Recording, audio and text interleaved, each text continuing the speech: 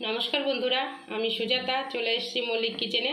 তো সবাইকে জানাই স্বাগত। বন্ধুরা, আজকে আমি ইলিশ মাছের মাথা দিয়ে পুঁই শাক, আলু, কুমড়ো দিয়ে একটা চচ্চড়ি বানাবো। তো চলুন রান্না শুরু করা যাক।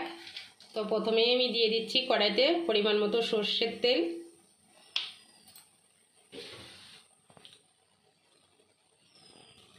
দিয়ে দেবো দুটো শুকনো লঙ্কা,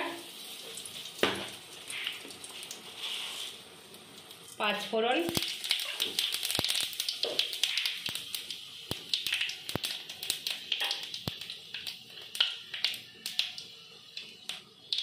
পেঁয়াজ কুচি,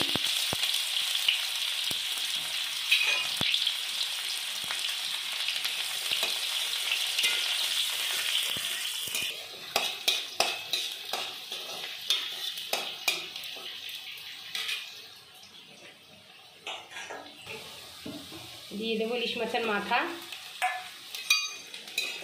দিয়ে আমি একটু ভালো করে নেড়ে চেড়ে নেব।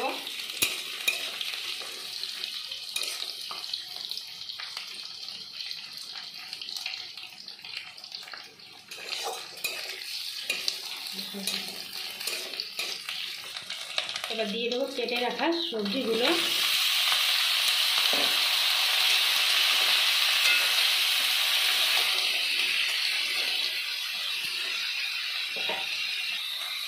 দিয়ে দেবো লবণ, পরিমাণ মতো হলুদ গুঁড়ো,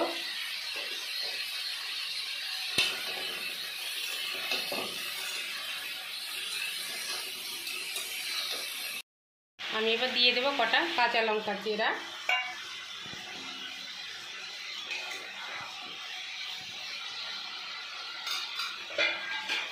এবার 4 থেকে 5 মিনিট ঢেকে দেবো। হ্যাঁ বন্ধুরা, আমি এখন ঢাকনাটা খুলে নেড়ে চেড়ে নেব। এখন ভালো করে আমার সবজিটা কষানো হয়ে গিয়েছে।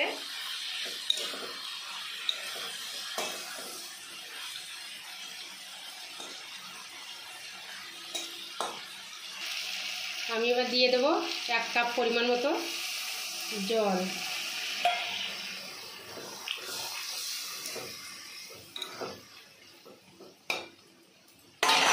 দিয়ে আবার আমি 2 থেকে 3 মিনিট ঢেকে দেব।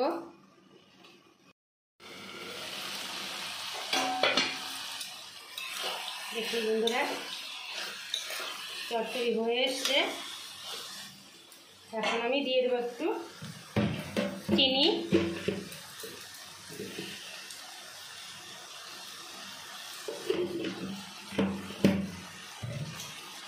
চিনি দিলে সবজিটা খেতে খুবই ভালো লাগে।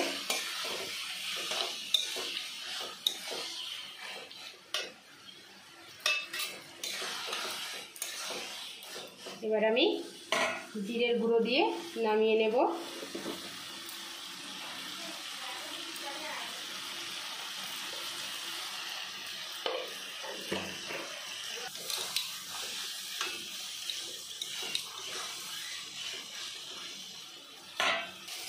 হ্যাঁ বন্ধুরা, আমার রান্না কমপ্লিট। আমি এখন নামিয়ে নেব। বন্ধুরা, বাড়িতে অবশ্যই একবার এইভাবে রান্না করে খেয়ে দেখবেন, খুবই সুন্দর লাগে খেতে।